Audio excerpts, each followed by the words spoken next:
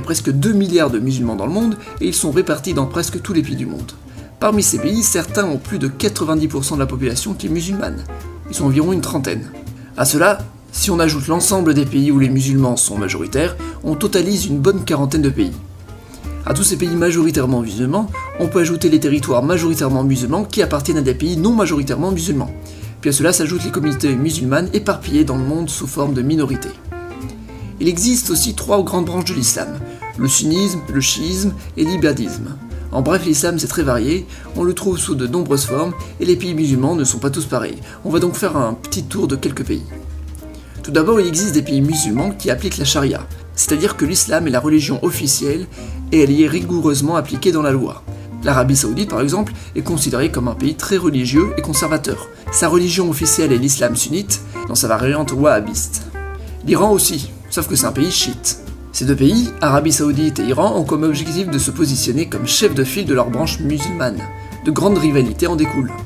Par exemple, la Mecque est la ville sainte de l'islam, elle se situe en Arabie Saoudite.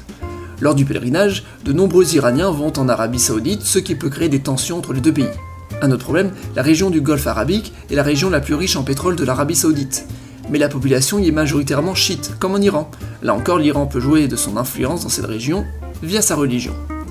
D'autres pays musulmans appliquent la charia, par exemple le Brunei en Asie orientale ou la Mauritanie en Afrique de l'Ouest. À cela s'ajoutent des pays qui ont l'islam comme religion officielle sans forcément l'appliquer dans la loi. Cela peut prendre des degrés divers. Par exemple, le Maroc est une monarchie musulmane, l'islam est la religion d'État, mais la liberté religieuse y est considérée comme respectée. En Égypte, la liberté religieuse y est moins grande, il y a des discriminations. Et puis il y a les pays majoritairement musulmans, mais laïques, là encore à des degrés divers. La Turquie, par exemple, est un des plus anciens pays laïques, mais il existe encore des discriminations vers les non-musulmans. Pour ce qui est de l'Ouzbékistan, c'est l'inverse. Le pays est très majoritairement musulman, mais c'est un pays laïque qui parfois a tendance à faire de la répression envers les pratiquants. Puis on peut aussi noter des pays musulmans mais très peu pratiquants. Par exemple en Azerbaïdjan, État laïque, 95% de la population est considérée comme musulmane, mais très peu sont pratiquants. On peut même dire que beaucoup d'entre eux sont athées. Être musulman ne devient plus qu'un aspect culturel. Maintenant, regardons les pays avec le plus de musulmans. Le premier est l'Indonésie, c'est un pays laïque, avec environ 200 millions de musulmans. Elle est suivie du Pakistan et l'Inde, ces 2 pays ont à peu près la même population de musulmans, ils seraient un peu moins de 200 millions. Au Pakistan, ils sont majoritaires, alors qu'en Inde, non. D'ailleurs, à part le Cachemire, il n'existe pas vraiment de territoire en Inde où les musulmans sont majoritaires. Vient ensuite le Bangladesh, le Nigeria, l'Iran et la Turquie. Au Nigeria, les musulmans sont une grosse minorité, mais ils sont largement majoritaires dans le nord du pays. L'Égypte est le 8e pays pour le nombre de musulmans, et c'est le premier pays arabe. On estime qu'1 musulman sur 5 vit dans un pays de langue arabe. Maintenant, regardons quelques territoires majoritairement musulmans dans des pays non majoritairement musulmans. En Europe, il n'y a que 2 pays majoritairement musulmans si on ne compte pas la Turquie, l'Albanie et l'Azerbaïdjan. Mais ce sont 2 pays extrêmement laïques. En Bosnie-Herzégovine, les musulmans sont une grosse minorité. Cependant, le pays qui compte le plus de musulmans en Europe, c'est tout simplement la Russie. On estime qu'1 musulman sur 2 en Europe vit dans ce pays. En fait, de nombreux territoires russes étaient autrefois des territoires peuplés par des populations turques musulmanes ou par des caucasiens musulmans, par exemple les Tchétchènes. Les autres grandes communautés musulmanes en Europe sont plutôt éparpillées. La France, l'Allemagne et le Royaume-Uni auraient des nombres assez conséquents de musulmans, mais minoritaires à presque toutes les échelles. Au contraire, il existe des pays majoritairement musulmans où il existe des territoires où ils y sont minoritaires. C'est notamment le cas du monde malais, la Malaisie et l'Indonésie. La Malaisie est un petit pays où les Malais représentent la moitié de la population. Ils sont musulmans. Cependant, il existe de grandes minorités, notamment les Chinois, les Tamouls ou les indigènes, qui eux ne sont pas musulmans ou rarement. Dans certains territoires, les musulmans sont presque en minorité.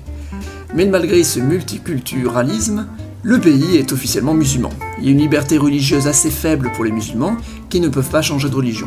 Il existe aussi des discriminations religieuses envers les non-musulmans pour les encourager à se convertir. L'Indonésie, quant à elle, est un pays laïque. Les musulmans sont majoritaires, mais il existe de nombreux territoires où l'islam est en minorité. En fait, l'Indonésie est très multiculturelle au niveau des religions. L'importance de l'islam est souvent due à la politique d'un pays. En Arabie Saoudite, l'islam est très important car c'est un outil très puissant diplomatiquement. L'Arabie Saoudite veut faire figure de chef de file de l'islam avec le prestige qu'elle a de posséder la Mecque. Cette influence se démarque dans des domaines économiques. Le siège de l'Organisation de la coopération islamique se situe en Arabie Saoudite et de nombreux projets sont financés par la Banque islamique de développement, dont l'Arabie Saoudite a la tutelle. Dans certains pays, l'islam a été utilisé comme un moyen de lutter contre le communisme. C'est le cas en Malaisie, mais aussi en Afghanistan. Ce dernier a même été un pays communiste à un moment où l'athéisme était de mise.